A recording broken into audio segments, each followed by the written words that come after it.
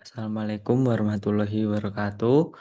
Perkenalkan, nama saya Muhammad Rafiq Kartika dengan NIM G00259096 kelompok B4. Di sini saya akan menjelaskan laporan anatomi blok 2.1 sistem robotika dan reproduksi. Next, laporan pertama. Saat menjadi panitia lomba lari 17, Andapri melihat salah satu peserta laki-laki mengeluh nyeri hebat pada daerah skrotum setelah terjatuh. Di sisi lain, ada juga peserta lain yang sudah lama mengeluh benjolan di skrotum yang terasa seperti sekumpulan cacing. Dan seorang bapak yang sering bolak-balik ke toilet karena sulit buang air kecil. A. Jelaskan anatomi penis, skrotum, dan testis. B. Jelaskan jalur perjalanan sperma dari testis hingga keluar melalui ostium, uretra, eksternum. C. Jelaskan kemungkinan perbedaan anatomi dan klinis dari keluhan pada skenario tersebut, terutama yang mengarah ke torsiotestis, varikokel, dan pembesaran prostat. Yang pertama ada penis.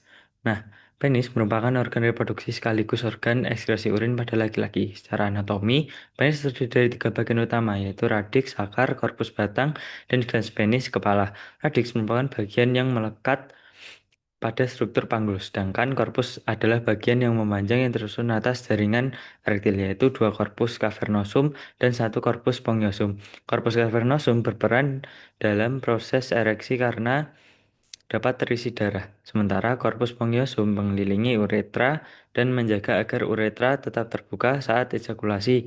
Ujung penis disebut glans penis yang memiliki lubang sebagai muara uretra, yaitu ostium uretra externum.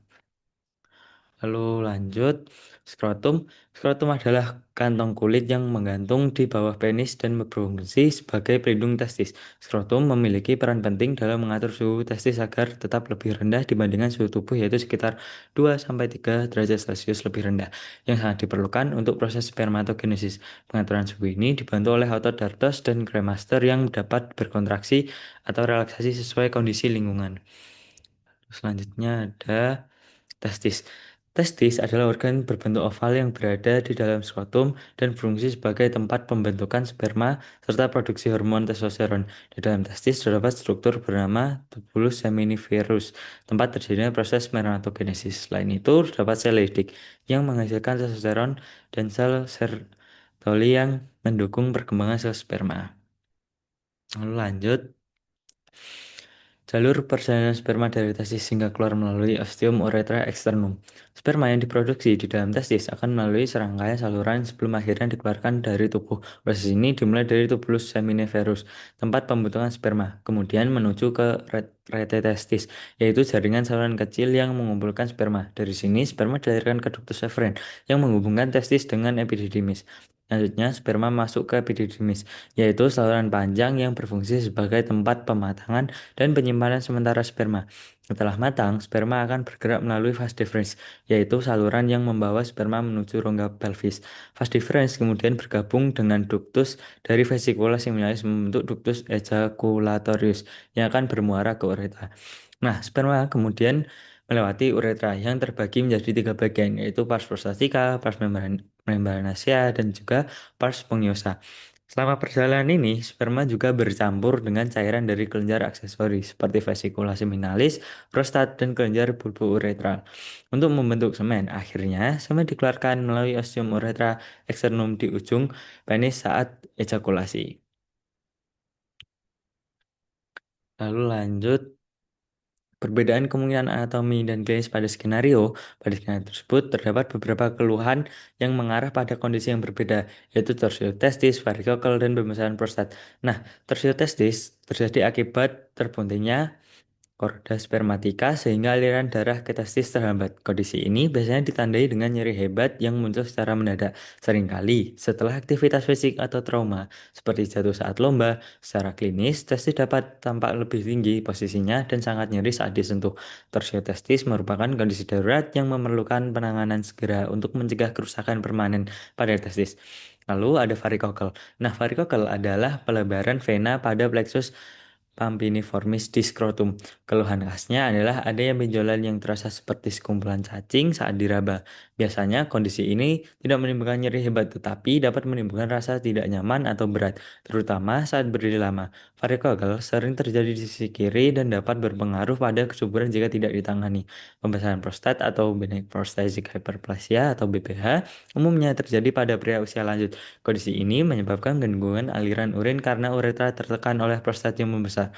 Gejala yang muncul antara lain sering buang air kecil terutama pada malam hari, sulit memulai buang air kecil, aliran urin lemah, dan rasa tidak tuntas setelah berkemih. Berbeda dengan dua kondisi sebelumnya, pembesaran prostat tidak menyebabkan nyeri pada skrotum, melainkan lebih berkaitan dengan gangguan berkemih. Lalu lanjut ke laporan 2. Nah, laporan 2 saat acara camping, Miko sudah menahan kencing sejak sore karena toilet umum antri panjang.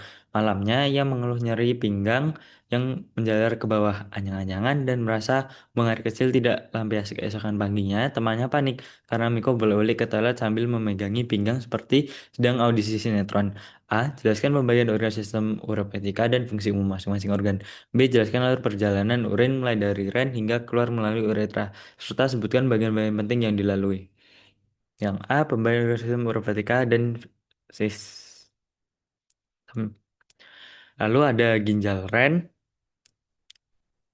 Sistem urepetika terdiri dari beberapa organ utama, yaitu ginjal ren, ureter, vesika urinaria, kandung kemih, dan ureta. Nah, ginjal ren merupakan organ utama yang berfungsi menyaring darah untuk membuang zat sisa metabolisme seperti urea, kreatinin, kelebihan cairan, lalu membentuk urin. Selain itu, ginjal juga berperan dalam menjaga keseimbangan elektrolit tekanan darah serta produksi hormon tertentu. Lalu ada ureter. Ureter adalah saluran yang menghubungkan ginjal dengan kandung kemih. Fungsinya adalah mengalirkan urin dari ginjal ke vesika urinaria melalui gerakan peristaltik. Vesika urinaria, kandung kemih,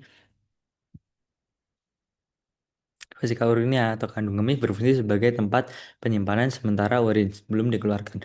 Organ ini memiliki kemampuan meregang untuk menampung urin dan berkontraksi saat proses berkemih. Lalu uretra adalah saluran terakhir yang berfungsi mengeluarkan urin dari kandung kemih keluar tubuh. Proses ini digerakkan oleh sphincter uretra yang dapat membuka dan menutup secara sadar maupun refleks. Lalu alurnya, nah, urin terbentuk di dalam ginjal, tepatnya di unit fungsional yang disebut nefron. Dari nefron, urin akan mengalir ke tubulus colectivus, lalu menuju kalix minor, kalix mayor, dan kemudian terkumpul di pelvis renalis. Dari pelvis renalis, urin mengalir ke ureter. Ureter akan membawa urin turun menuju vesika urina dengan bantuan gerakan peristaltik. Setelah sampai di kandung kemih, urin disimpan sementara. Ketika volume urin sudah cukup dan ada rangsangan berkemih, kandung kemih akan berkontraksi. Selanjutnya, urin keluar melalui uretra dan akhirnya dikeluarkan dari tubuh. Kalau dikaitkan dengan kasus Miko, kebiasaan menahan kencing dapat menyebabkan gangguan aliran urin, bahkan bisa memicu infeksi atau tekanan balik ke ginjal, yang menjelaskan munculnya nyeri pinggang dan anyang-anyangan. Lalu lanjut laporan 3. Di ruang bersalin, seorang ibu sedang dalam proses persalinan bidan menilai penurunan kepala janin dengan bidang Hodge memperhatikan bentuk pelvis, lalu mempertimbangkan tindakan episiotomi agar robekan perineum tidak meluas. Jelaskan dasar pelvis dan perineum, termasuk diafragma pelvis, membrana Perinei, spatium perenniae, profundum, serta pembagian regio urogenitali dan regio analis. Jelaskan hubungan anatomi pelvis dengan kondisi klinis, skenario terutama mengenai perbedaan pelvis pria dan wanita, bidang host, dan episiotomi. Yang pertama, ada dasar pelvis. Pelvis merupakan struktur tulang berbentuk cincin yang tersusun dari os coxae, yaitu ada ilium, ischium, pubis, lalu ada sacrum dan coxae. Pelvis memiliki fungsi utama sebagai penopang berat badan dari tubuh bagian atas, pelindung organ-organ dalam panggul, yaitu ada uterus, kandung kemih, dan rektum. Lalu juga ada jalan lahir saat proses persalinan. Secara anatomi, pelvis dibagi menjadi dua bagian. Pelvis mayor atau vas pelvis terletak di atas linea terminalis, lebih berperan sebagai penyangga organ abdomen. Lalu ada pelvis minor atau true pelvis. terletak di bawah linea terminalis, merupakan bagian yang sangat penting dalam persalinan karena membentuk jalan lahir. Nah, pelvis minor memiliki beberapa bagian penting, yaitu ada pintu atas panggul atau pelvic inlet, lalu ada ruang panggul atau pelvic cavity, lalu ada pintu bawah panggul atau pelvic outlet. Lalu ada anatomi perineum. Nah, anatomi perineum adalah daerah berbentuk seperti belah ketupat yang terletak di bawah diafragma pelvis. Di antara kedua paha, batas-batasnya adalah depan yaitu simfis pubis, belakang yaitu os coxae, yaitu dan juga samping yaitu tuber ischiadicum. Nah, perineum memiliki peran penting dalam menopang organ panggul, mengontrol fungsi urin dan defekasi, mengalami peregangan besar saat persalinan. Perineum dibagi menjadi dua rego utama, yaitu rego urogenitale atau segitiga anterior dan juga anterior dan juga berisi uretra, vagina, otot urogenital dan juga regio anal segitiga posterior berisi kanalis analis sphincter ani.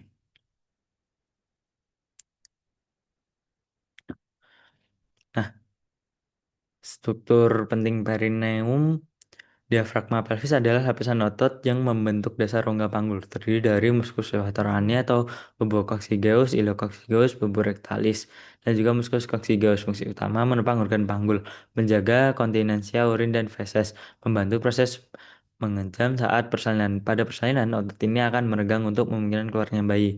Membrana perineum adalah lapisan jaringan fibrosa yang kuat di rego urogenital, letaknya di bawah diafragma pelvis.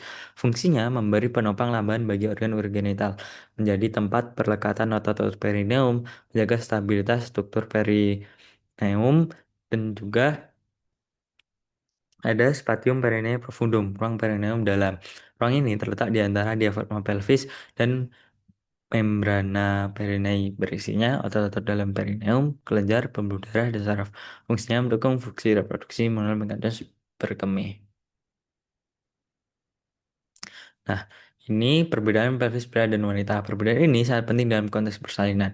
Yang pertama ada pelvis wanita. Dia lebih lebar dan pendek, yang lebar beroval atau bulat, sudut subpubis lebar, kurang lebihnya 80 sampai 90 derajat.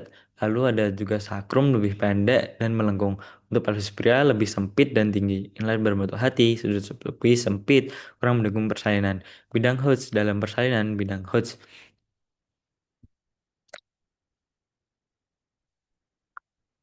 Bidang host terdiri dari 4 bidang. Yang pertama ada host 1. Host 1 dari promontorium ke tepi atas simfis pubis. Host 2 sejajar dengan tepi bawah.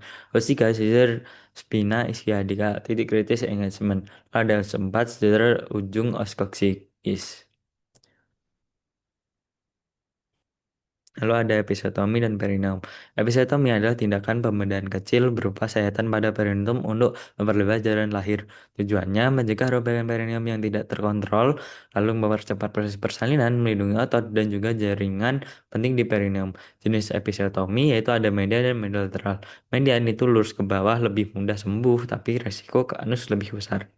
Untuk medial dia serong lebih aman dari robekan ke anus. Terima kasih. Wassalamualaikum warahmatullahi wabarakatuh.